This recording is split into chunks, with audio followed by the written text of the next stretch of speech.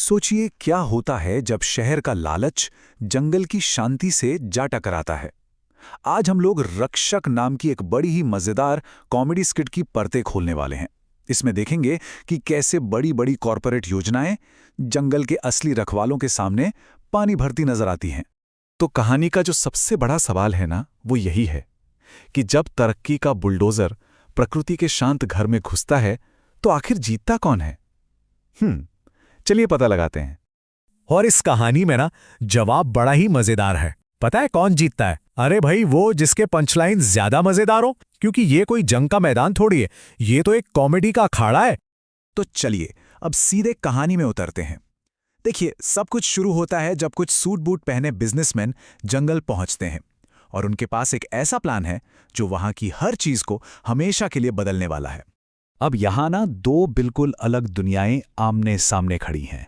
एक तरफ हैं ये बिजनेसमैन जिनके लिए तरक्की का मतलब है सीधा सीधा मुनाफा और पावर प्लांट, और दूसरी तरफ हैं जंगल के लोग जिनके लिए तो ये जंगल ही उनका घर है, उनकी पूरी दुनिया है।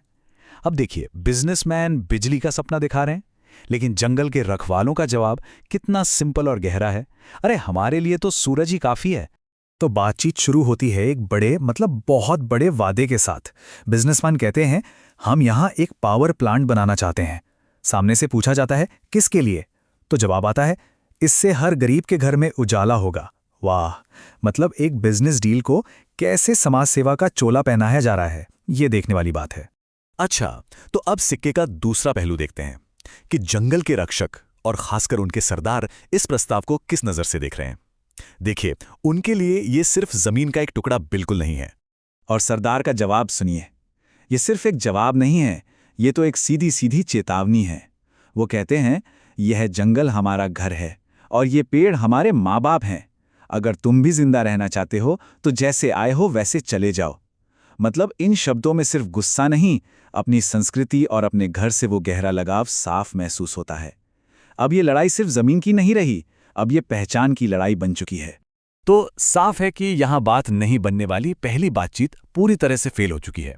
दोनों पक्ष अपनी अपनी जगह पर अड़े हैं और अब मोर्चे तय हो चुके हैं। अच्छा, तो जब सीधे उंगली से घी नहीं निकला तो बिजनेसमैन ने उंगली टेढ़ी करने की सोची। उन्होंने बुलाया एक एक्सपर्ट को, और यही एंट्री होती है कहानी के सबसे मजेदार किरदार की। नाम है बागड़ बिल्ला, जो इस समस्या को सुलझाने के लिए आया है। तो सवाल उठता है कि आखिर ये बागड़ बिल्ला है कौन भला? जरा सुनिए तो सही कि वो खुद अपने बारे में क्या कहता है। जंगली लोगों को निकालना, अरे ये तो मेरे बाएं हाथ का खेल है। कॉन्फिडेंस तो देखिए साहब का, भले ही इसका कोई बेस हो या ना हो। चलिए अब आते हैं कहानी के सबसे मजेदार हिस्से पर, जहां हमारे बागड़ बिल्ला का मास्टर प्लान बुरी तरह से पिट जाता है।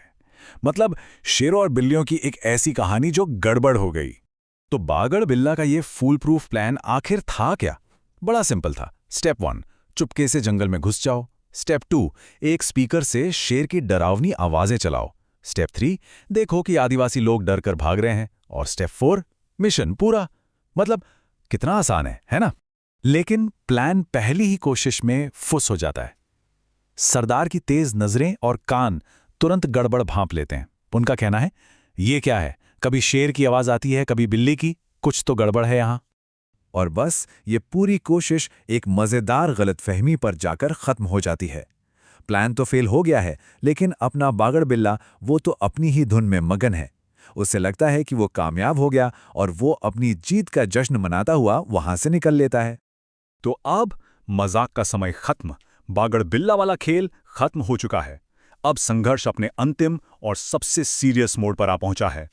इस बार बिजनेसमैन बिल्कुल भी मजाक के मोड में नहीं है, वे पूरी तैयारी के साथ आए हैं। सोचिए, 50 जेसीबी, 25 रोड रोलर और पेड़ काटने वाली ढेरों मशीनें, और प्रोजेक्ट की डेडलाइन भी तय है 2027। ये अब कोई बातचीत नहीं, जंगल पर एक सीधा हमला है।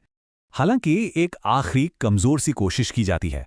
बिजनेसमैन अपना आखिरी दांव खेलते हैं, हम तुम्हें घर, कपड़े सब कुछ देंगे, बस ये जंगल छोड़ दो। लेकिन सरदार का जवाब, ये जवाब इस पूरी बहस को एक नए लेवल पर ले जाता है। वो कहते हैं, हम कहीं भी रह सकते हैं, जीने का हक तो सबका है, तुम कौन होते हो ऐसा बोलने वाले? अब ये लड़ाई सिर्फ जमीन की नहीं, बल्कि जीने के मूलभूत अधिकार की बन चुकी है। और बस इसी एक लाइन पर आकर सारी बातचीत खत्म हो जाती है। कोई चिल्लाता है, वो सही कह रहा है, पकड़ो सबको। और बस इसी के साथ वो लड़ाई शुरू हो जाती है, जिसे अब कोई नहीं रोक सकता था। तो जब ये सब खत्म होता है और धूल बैठती है, तो एक सवाल पीछे छूट जाता है। जंगल की इस लड़ाई में असली जानवर कौन थे? ये स्किट हंसाते हंसाते हम सबको ये सोचने पर मजबूर कर देती है कि सभ्यता और जंगलीपन का असली मतलब आखिर है क्या।